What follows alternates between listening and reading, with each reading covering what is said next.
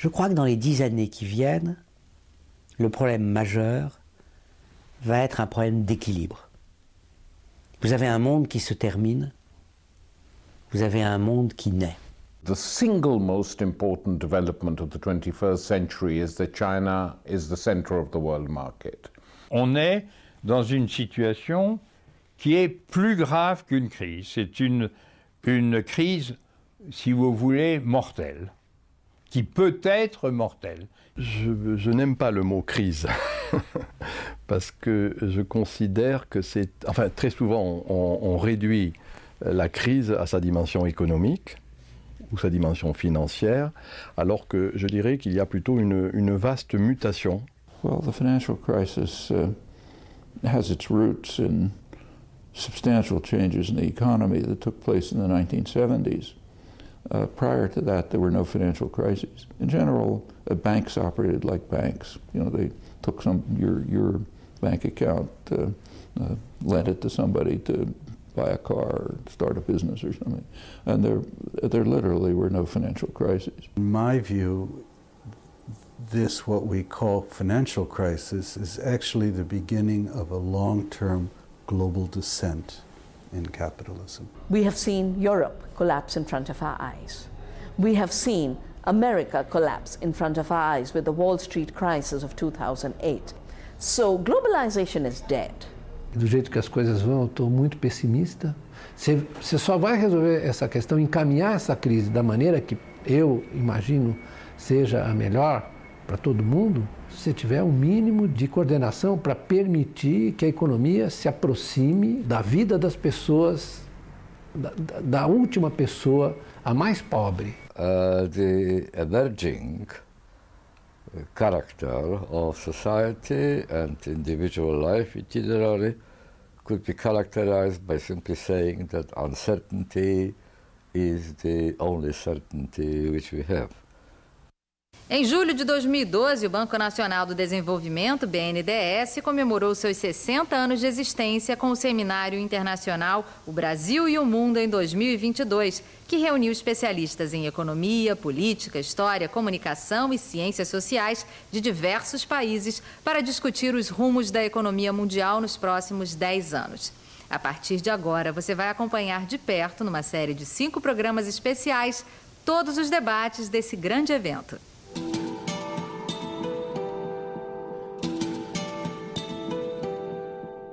Boa tarde. Queria agradecer aos professores e economistas que atenderam o convite.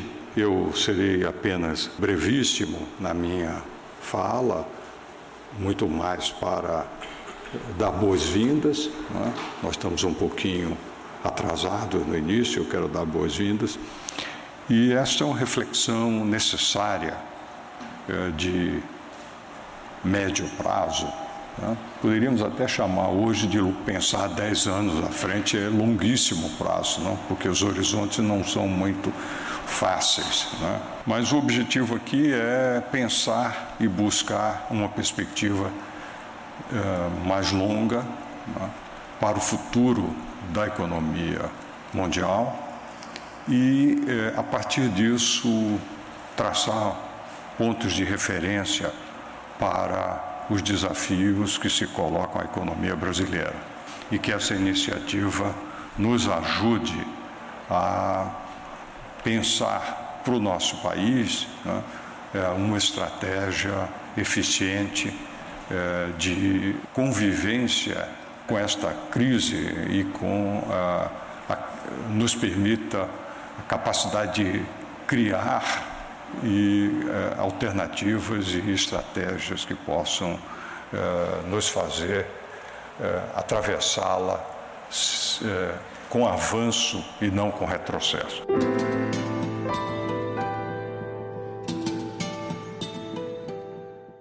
The purpose of this conference is to bring together smart and thoughtful people, many of whom do not spend enough time listening to each other, and ask them what we know about the designing of our future. We all design our futures, only not under conditions of our own choosing.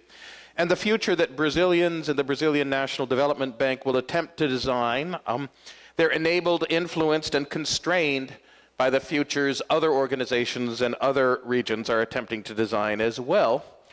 And when I start thinking about this, I find myself in a great quandary, because I do not understand the future that the North Atlantic, that the global North is designing for itself now at all. That is, 5 years ago, I would have very confidently predicted that the North Atlantic industrial or post-industrial core of the world economy would continue on its relatively smooth path of 5% per year growth in nominal GDP, 2.5% of year growth of real GDP, 4% per year growth of imports and exports, with interest rates and asset prices undergoing no major and few minor disturbances, perhaps a slow unwinding of a property bubble here and the gradual unwinding of global imbalances of East Asia surpluses there. For the 1930s and 1940s had, I thought, taught the North Atlantic both the political urgency of avoiding mass unemployment and the power of demand management tools to do so. And the 1970s had, I thought, taught the North Atlantic both the political urgency of avoiding even moderate level inflation and the demand management tools to do so. I thought that it had finally learned the lessons of how to produce rough macroeconomic stability, and I was wrong. I was very wrong. Barry Eichengreen of the University of California at Berkeley and the National Bureau of Economic Research is without a doubt the world's leading expert on the international monetary economics of the Great Depression of the 1930s. By virtue of that, he is also one of the world's leading experts on today, if only on what today we fear might come to pass.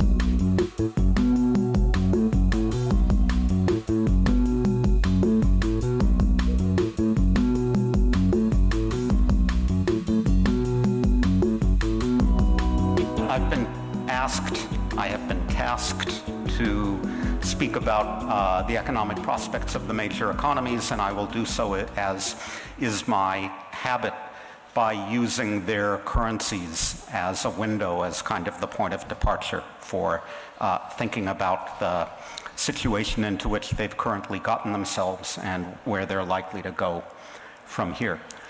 The starting point for that discussion, of course, is to remind ourselves that talk about declining U.S. hegemony. We heard one of the film speakers refer to it and dispute the notion as well. All such talk notwithstanding, we still live very much in a dollar-dominated, dollar-centric world. It's quite remarkable when you think about it, the extent to which the dollar dominates international transactions of all kinds. The dollar is still involved, according to the most recent Bank for International Settlement survey, in fully 85% of all foreign exchange trades worldwide. It's on one side of 85% of all foreign exchange transactions. It still accounts for 60% of all identified foreign exchange reserves of central banks and governments. Its use in invoicing and settling trade-related transactions far exceeds the foreign trade of the United States. It is the currency of denomination of fully 50% of all international debt securities, securities placed on various markets for purchase by international investors. And it is the funding currency, the currency in which banks borrow wholesale on international markets. It's far and away the leading funding currency for, among other banks, the big banks in Europe, which are grappling as we speak with a variety of balance sheet problems. So this is a situation whose demise people have been predicting for many years. And as I see it, they have been predicting it essentially on 5 grounds. Number one, that the United States is no longer as dominant economically as it once was, making the simple convenience of using dollars for international transactions less. Using dollars made perfect sense after World War II, when for a brief period the United States accounted for the majority of the industrial production of the free world, and a very large fraction of its trade, it makes considerably less sense today when the US is 20 or 25%, depending on how you value things, of global GDP. Second, the US no longer possesses the financial monopoly that it once enjoyed. Once upon a time, the United States was the only country in the world with deep and liquid financial markets open to all comers.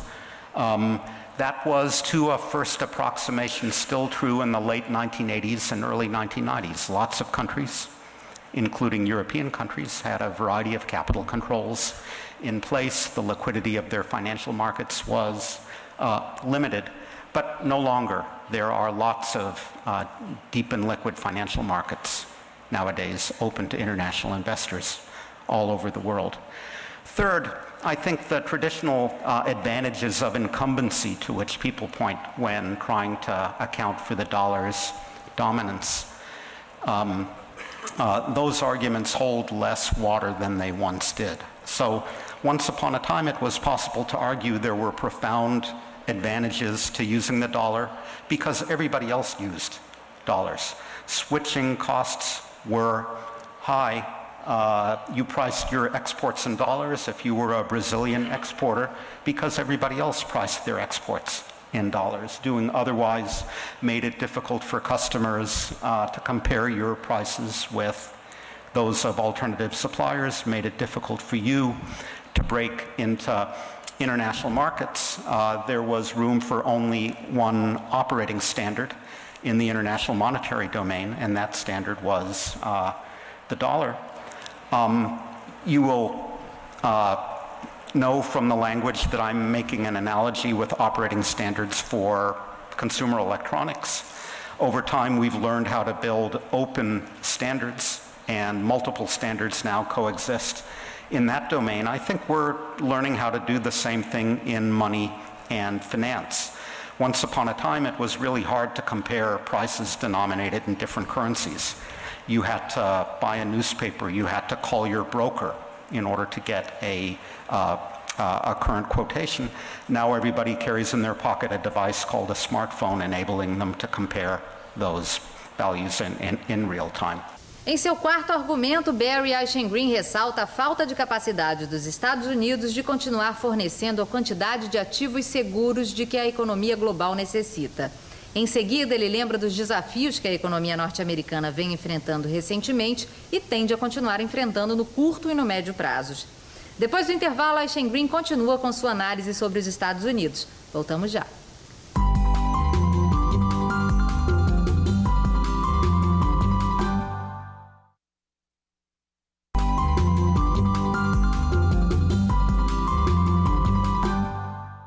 No primeiro bloco, o economista Barry Eichengreen falou sobre um suposto declínio da hegemonia dos Estados Unidos, mas fez questão de enfatizar que ainda vivemos em um mundo dominado pelos dólares, onde 85% de todas as transações ainda são feitas na moeda norte-americana. Nesse bloco, ele explica por que isso não será assim para sempre. Those are my worries about what's happened so far. Then there is the buildup of uncertainty about fiscal policy going forward. So people have been talking about fiscal drag as the stimulus ends, the federal stimulus ends, and state and local governments continue to cut. But discussion of fiscal drag is now giving way to discussion of the fiscal cliff, which looms at the end of this calendar year when the Bush tax cuts expire, when the sequester, the automatic cuts to expenditure programs other than entitlements kick in. How that will play out is unclear. The political pundits are suggesting that nothing can or will be done by the lame duck Congress.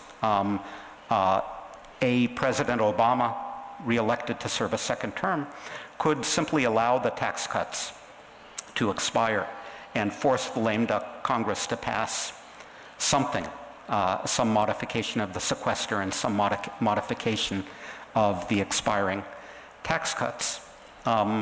It makes me very nervous to hear arguments about trying to force a lame duck Congress to prevent disaster. This is almost like a European strategy for dealing with the American fiscal problem. And if the lame duck Congress does nothing, the ball, to use more European language, the can gets kicked down the road to the new Congress in February. All this is pretty dire from the point of view of investor expectations and the like late this year and early next. So all that emphasis on the short term in the United States is not to deny that we have longer term issues of fiscal sustainability, the point being that they are longer term and there is time to deal with them. Every economist in the United States understands that dealing with those medium-term challenges requires a combination of three things: expenditure restraint, revenue enhancement, because I work outside the Beltway, I can say tax increases, and doing something meaningful and sustainable about the explosive growth of healthcare costs. So I show you a bar graph here for total government taxes, combining federal, state, local, as best as those things can be compared across countries.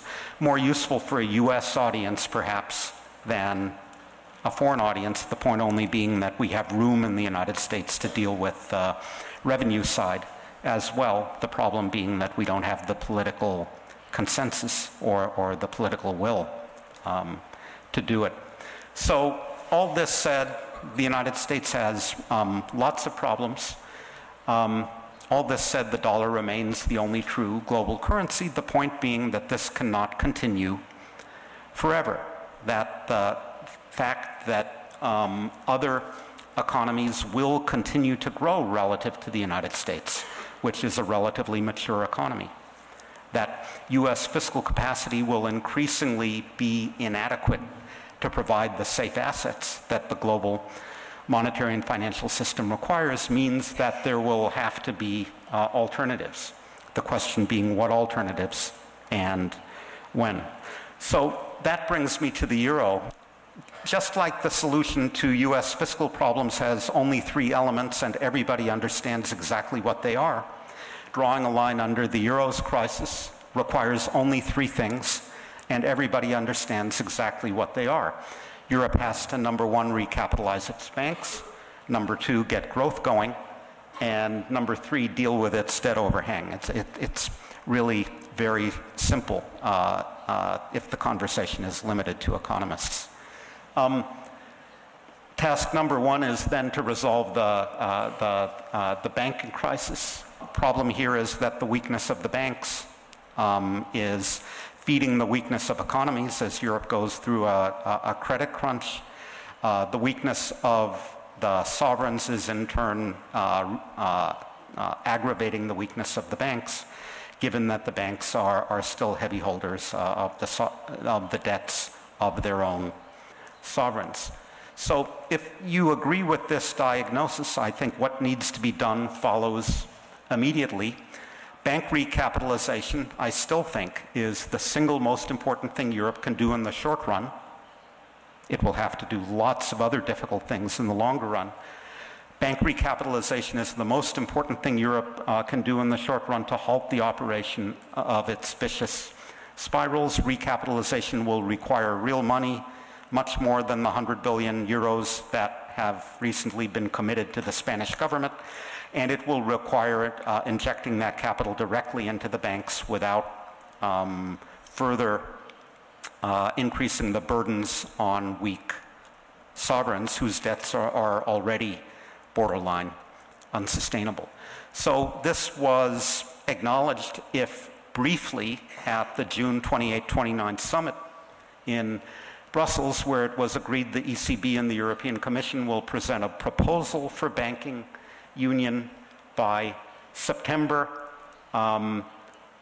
Policymakers said that once that proposal for centralized supervision of European banks had been agreed, the European Stability Mechanism, the Rescue Fund, would be able to directly recapitalize financial institutions, and at that point the loans being made to Greek banks now, at least we think they're being made to Greek banks, will become no longer be obligations I'm sorry, I said Greece rather than Spain. I guess a lot of people are making that slip nowadays. Loans to the Spanish government will become loans to the banks, not obligations of the sovereign. So the problem is that Germany wants to see the protections against this happening again, and the reassurances that bad banks will be closed down. Germany wants to see these things come first before the direct loans to recapitalize the banks. The problem being that agreement is only on common supervision is only scheduled to take place at the end of the year, that it will take even longer than that to get the common supervisor up and running, but we know that the markets won't wait. Task number 2 is getting growth going, and here again, every economist knows exactly what needs to be done here. Northern European countries with fiscal space should use it. Southern European countries should be allowed to provide more short-term fiscal support for demand while wedding those measures with credible medium-term fiscal consolidation. The ECB, meanwhile, should do more to support economic growth. And keeping Greece in the euro area, something that is looking increasingly unlikely by the day, would require a very different strategy, a very different attitude in Europe toward Greece. It would require grants rather than loans. It would require a heavily conditioned Marshall Plan for Greece. Task number 3, dealing with the debt overhang that many Southern European countries' debts are by any measure unsustainable. There are only 2 options here, realistically: debt mutualization and the ECB intervening in the secondary market for sovereign debt big time. Both are politically fraught. My judgment actually is that debt mutualization is the more politically fraught of the 2. And if we're going to see one of these 2 options, it's going to be the ECB stepping in with both feet in the Spanish and Portuguese and Italian and Irish and other bond markets. So I think it's really very simple. The fate of the Eurozone will turn on what the ECB decides, what it does and does not do. So I think the ECB will have to do the following in order for the Eurozone to survive. It'll have to engage in the European equivalent of quantitative easing. Europe is on the verge of deflation. The IMF tells us so. And quantitative easing is both what the economy needs and cover for the ECB to intervene in secondary markets. It can lend directly to the ESM if the latter is granted a banking license. The ECB can foam the runway. It can pull out all the stops in the event that Greek exit occurs. Will any of this happen? I think only with German agreement. Will German agreement happen? One can imagine a united front from Mr. Hollande, Rajoy, and Monti on what needs to be done. One can imagine leadership in return from Mrs. Merkel. You can see I have a fertile imagination, but this is what you have to imagine in order for disaster to be averted. I continue to hope against hope. Barry Eichengreen admite que há aproximadamente 2 anos era muito otimista em relação ao euro, mas segundo ele, a China vem progredindo a passos largos e nos próximos 10 anos o renminbi pode se tornar uma fonte de liquidez cada vez maior em termos globais. No entanto, ele ressalta que ainda há desafios, afinal nenhuma economia cresce eternamente em 2 dígitos e, ao que parece, a desaceleração que era prevista já chegou. Given this situation, I guess I continue to think that the dollar will remain a relatively strong performer in the medium term. Nobody nowadays is betting on the euro, and I think Chinese officials are going to limit the strengthening of their currency given the deceleration in economic growth. So my final point, Brad, and then I will stop.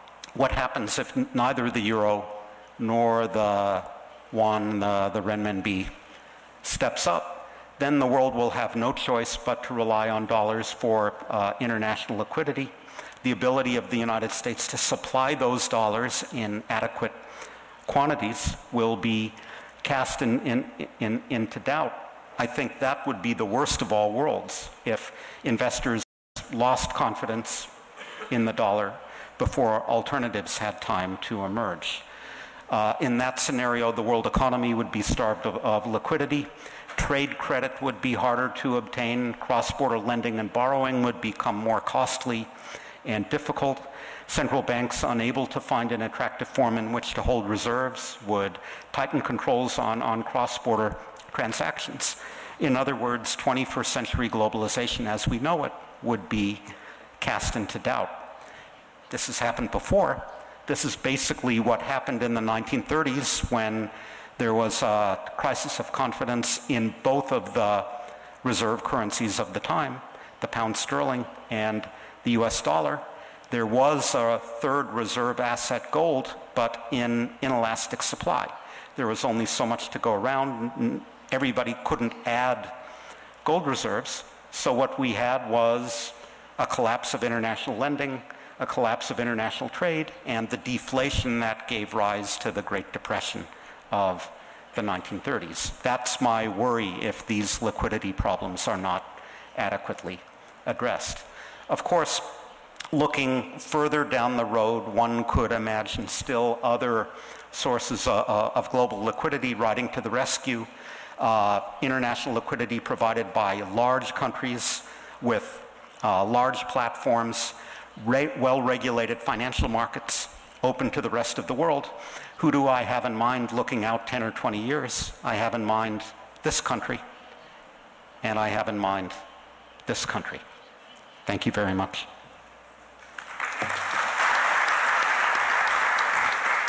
No próximo bloco, o editor do Financial Times e membro do Conselho Europeu de Relações Internacionais, Wolfgang Munchau. Voltamos já.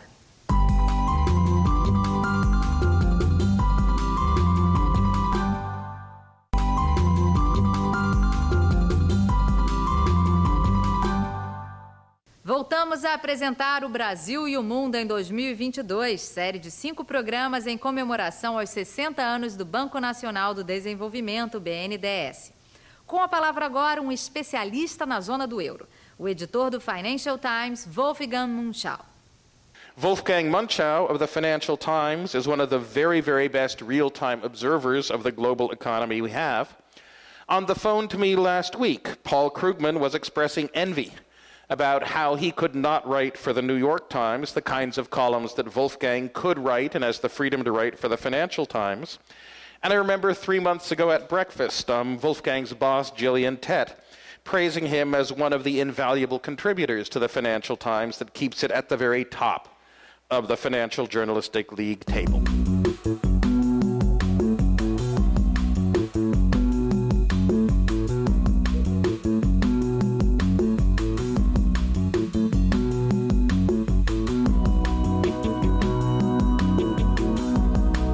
My title, as you can see, is probably even more downbeat than what Barry concluded, why it may already be too late for the Eurozone.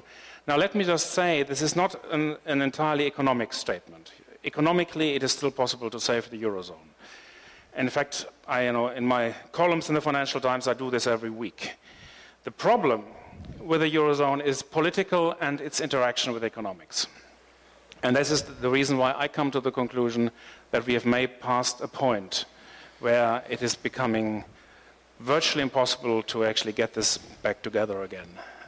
Let's start with a short overview of the situation as we face it today. We start with the summit, the last summit, June 29th, June 28th, June 29th. When the summit ended, the markets, as they always do after a European summit, they went up. Everybody was enthusiastic about the results of that summit. It gave the go-ahead to a process towards a banking, fiscal, economic, political union. If that had happened 3 years ago, I mean, we would have been, we would have jumped for joy. We would have said, finally, they recognize the need. But now they make this decision. We are significantly less enthusiastic about it today. And the reason is that they have not decided anything concrete on crisis resolution. But back at the end of June, the story was a different one. They had hoped that the banking union was supposed to be operational in 2013. Some central bankers said it could even be done this year. The importance of that decision, of the timing of the banking union, it relates to Spain. At the moment, Spain has recently received a loan from the rescue umbrella, the EFSF as it is called, for 100 billion for its banking system.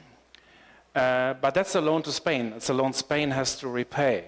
It doesn't sever the link between the Spanish banks and the Spanish state. The total Spanish debt is unchanged. But so was the agreement. If a banking union is established, or once a banking union is established, the rescue umbrella would fund the Spanish bank directly. So there would be direct equity injections into the system, or not necessarily equity, but a capital that would count under the Basel III definitions of capital. It was also decided at the summit that the ESM could now act directly in secondary markets. This is something Mario Monti of Italy had requested in order to reduce Italian yields, which are too high for the country to remain in the Eurozone.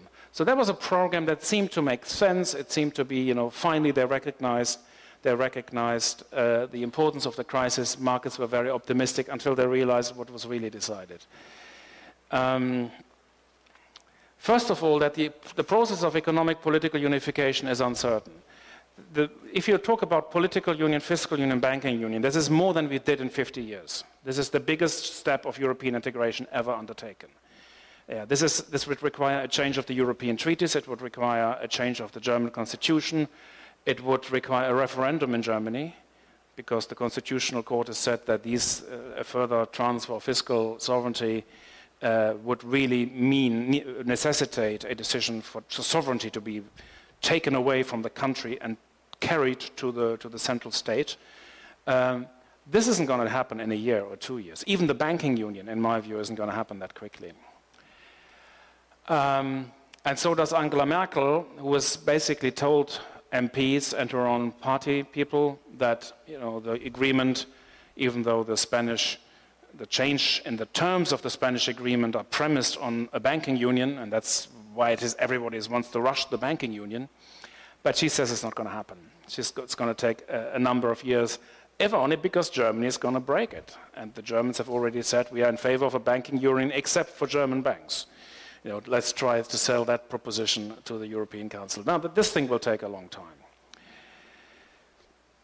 And if you take that as given, you see that the Spanish program, which is a country-to-country program, a multilateral program, is not going to convert. Spain will have to recapitalize its banks, most of them this year, the remainder next year. By the time this program is going to convert into an equity program, which is the Eurozone injecting equity into the Spanish banking system, and not just the Spanish banking system, a central bailout, not each nation unto itself, you suddenly realize it's not going to happen. This is going to be a classic program, and the Spanish banks are just, the Spanish banks will have to be bailed out by the Spanish states. Funnily enough, last December, when the ECB had its long-term finance operation, its huge cash injection, they gave money to the banks to bail out the state. So the banks would buy government bonds. Now they give money to the state to bail out the banks. Some analysts remark this is like two drunks in a pub propping each other up. That is the policy in respect of banks and sovereigns and their interdependence. And as far as the direct purchases of bonds are concerned, well, it was possible before. It was actually hard to see what the new agreement was. It was always in the treaty that they could purchase bonds. They never did purchase the bonds because the ESM is very small. The reason why this has never been activated is that once you start a bond purchasing program, you don't want to start this with a facility that's only 440 billion euros big. You can easily run out of money.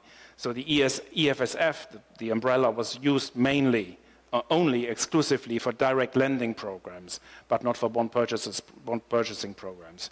And as we've gone, as weeks passed after the summit, it became clear that what Mario Monti declared as a victory, it was a double victory on the summit. Early in the day, the Italian football team had defeated Germany, and later in the day, he had defeated Angela Merkel. But it turned out that this was not really a victory. Unlike the football, which was a real victory, this was not a victory. Italy's position has not fundamentally changed. It was a pure political announcement, a gambit, something that turned his fortunes, which it did. I mean, it worked politically for him, but the situation is now turning around. So we have a summit that was trumpeted as being a real success into something that was nothing, absolutely nothing at all, except for a process towards a political union which has an uncertain ending and a very long duration. But the important thing about this process, and even if you're optimistic about it, and even if you think, yes, they will do it in 10 years, they will not do it before they solve the crisis. The crisis will continue while they're doing it, and the markets will only, in my view, start to take this on board when the process towards political union becomes tangible, when there is clear political support.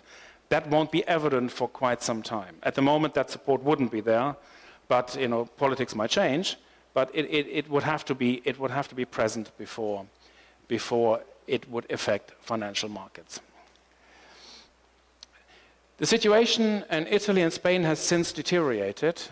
We are now not only back to a position before the summit, which was pretty bad in any case, we are now to a situation which is worse than at any point. It is worse than November last year, which was the previous trough in the Eurozone crisis.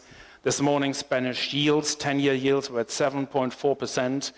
Now, this is a country in the depression and facing a market interest rate of 7.4%.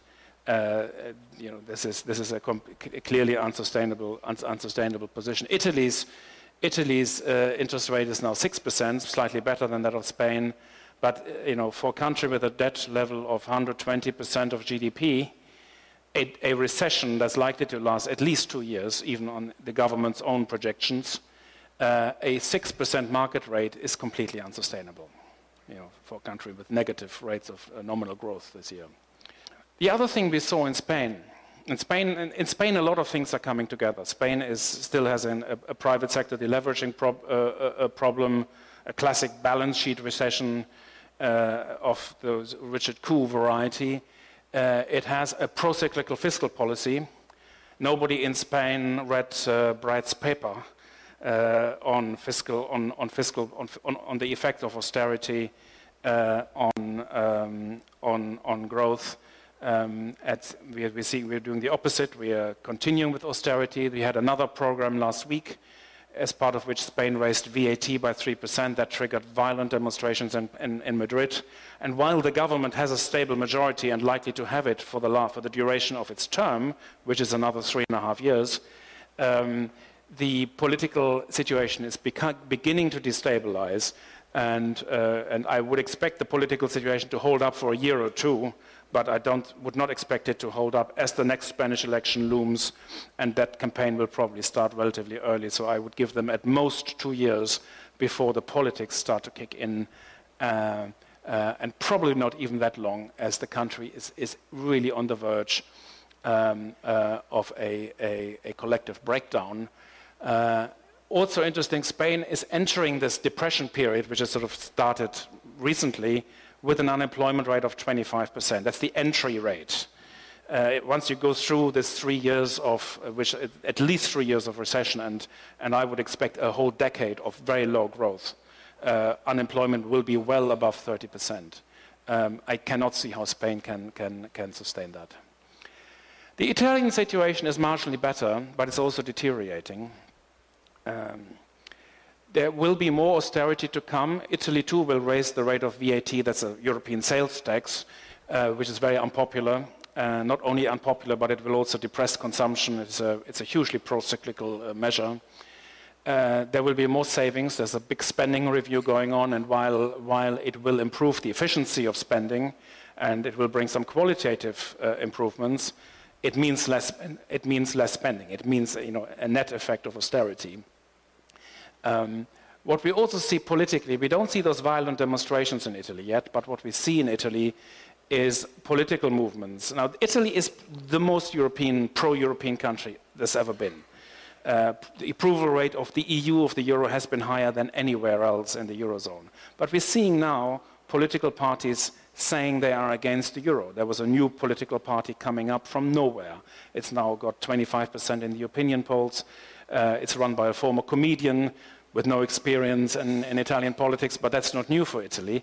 So, somebody came up, and, Berlusconi, quite worried about it, someone stealing his mantra of eccentricity. As I said, he's also now against the euro. He thinks if the euro were to break up, it wouldn't be the worst thing. One should be able to discuss it. So there is now a political discourse in Italy, perhaps for the first time ever, about the country leaving the eurozone. There's no majority yet. I don't expect it to happen. I don't expect the elections, which will take place in 2013, to yield an anti-euro majority. I'm merely observing an anti-euro force is building up in the population, and that country too is facing a recession of at least 2 years from now on. And my observation is that present rates of interest, Italy's and Spain's euro membership is unsustainable. Greece is heading for an exit. There were reports today that the IMF has lost confidence in the Greek program. It's not clear how reliable those reports are, but they contribute to nervousness. The German economics minister says Greece is very likely to leave the eurozone. Now a consensus in Germany. Greece gets money in August. They won't let Greece go next month, but they might let Greece go in September. And there is now a view forming, wrongly in my view, but the view is forming that a Greek exit is not such a big deal. We can handle it. It's a dangerous consensus, but it is forming throughout the eurozone view. And I think this is really a problem of crisis narratives, because that has diverged. The Germans, the Dutch, the Finns talk about this crisis in a very different way than the rest of the eurozone. And what doesn't help us is the fact that we have different languages, and there is no common newspaper. The internet doesn't work for us in the way it works for Americans, because they don't use, for the few people who use Google Translate, they remain in their own national sphere. So we don't talk to each other in the way people, in the way people should at least theoretically do this in the United States. The polls show that the Germans are now increasingly opposed to bailouts. The German narrative of the crisis is it's a fiscal crisis. First, it's a crisis of fiscal indiscipline, which is a wrong narrative, but it is the dominant narrative. And you saw Hans Werner Sinn's letter. A German economist has written a letter to say, let's end this now, let's get out. Merkel's position is we've done what it can. Whatever solution has to take place, it has to be done in the present institutional setting, within the mechanism and within the constraints of the ECB. So the solutions that Barry pointed out, as necessary, are all rejected. The fundamental question of the Eurozone is how can Greece, Portugal, Ireland, Spain and Italy coexist with Germany in a permanent monetary union? And these are the various components of the crisis that we have: sovereign debt, banking, competitiveness and governance, for which we have to find a solution or a set of solutions that will address all of them. This is, in my view, the minimum necessary set that we have to take. We need to get the ECB to purchase bonds to bring spreads down to 3%. I agree with Barry. The ECB is the institution to do it. It has to do it now. There has to be an immediate agreement and implementation of a banking union. We have to do that now. We have to get the Spanish banks and other banks directly funded. A TARP program for European banks that's joint and several, no national guarantees. And we have to extend the ESM's lending ceiling so more countries, even Italy, can fall under it, and continue and think of converging this rescue umbrella into a Eurobond later on, because it is inconceivable that Germany can guarantee 1.5 trillion alone if everyone else is under this umbrella. So one would have to think the things. And then we have to talk about the rest of the banking union: deposit insurance, Eurobonds, debt redemption bonds, all these things that people have been that people have been discussing a single labor market. All these other things have to be left for later. That's not going to happen. There's no political consensus about a single of those measures, short-term or long-term. Not a single of them. There is a majority for this at the moment. The mood in the countries are of mistrust of each other. The Germans mistrust the Southern Europeans. They think of them as profligate, inefficient. Vice versa, the Southern Europeans think the Germans want to dominate the Eurozone. That, again, I think is both of them are wrong, but they are the dominant view. And while I think there is an agreement that a political union is desirable, the mistrust prevents everybody from taking a first step. It's a massive collective action problem that we are seeing. Paul Krugman had a nice quote from Rudi Dornbusch about the Mexican crisis. He said the crisis takes a much longer time coming than you think, and then it happens much faster than you would have thought, and that's sort of exactly what the Mexican story, it took forever and then it took a night. And that's how I think about the Eurozone too. This is going to, don't expect the Eurozone to collapse next week. The ECB can still do a few things. We're not there at this breakdown point. But, there will come a point, and it will come very quickly, and for which nobody will be prepared. It might be a political trigger. That would be my expectation. It would be some political shock as a result of which that would happen. But it could be something else. It could be, a financial shock or something else. Why is the breakup becoming more likely? First of all, and I think probably the most important thing is the effect of austerity on output has been misjudged, is still being misjudged, and South Europe is trapped in an economic death spiral, which means that all our forecasts are wrong. We've been completely misjudging the economic situation. I actually believe the debt to GDP is likely to rise as a result of austerity rather than fall. It's that bad. The politics are diverging, and the theory that the Eurozone will be bounced into action when things get really bad has been disproven, and I don't think one should hope for this, because when things get really bad, there is a probability, I would think it's a higher probability that things get worse than that they get better, because people would rather than get out than bail in. And a Greek withdrawal is very likely. I would actually almost think certain. A Spanish-Portuguese withdrawal, in my view, is increasingly likely. Italy is in a better position. It's not 100% certainty, but the odds are rising. The big question is, what about France? I won't discuss that now, but that's maybe something for our discussion. My final conclusion, the present set of instruments and treaties isn't consistent with the Eurozone's survival. Political narratives are diverging. Long-term political union is irrelevant in the absence of crisis resolution. The Eurozone most likely will be reduced to a core of uncertain composition, and the process will have a very negative effect on European and global growth for this decade. I'm sorry about that message, but that is the way I have concluded, having spent a lot of time on this. Thank you very much. Thank you. Essa foi a primeira mesa redonda da série O Brasil e o Mundo em 2022, que integra as comemorações dos 60 anos do BNDES. No próximo episódio, o assunto será a China e o mundo árabe, com o diretor do Instituto Chinês de Pesquisas Econômicas, Fan Gang, e do embaixador Afonso Celso, de Ouro Preto.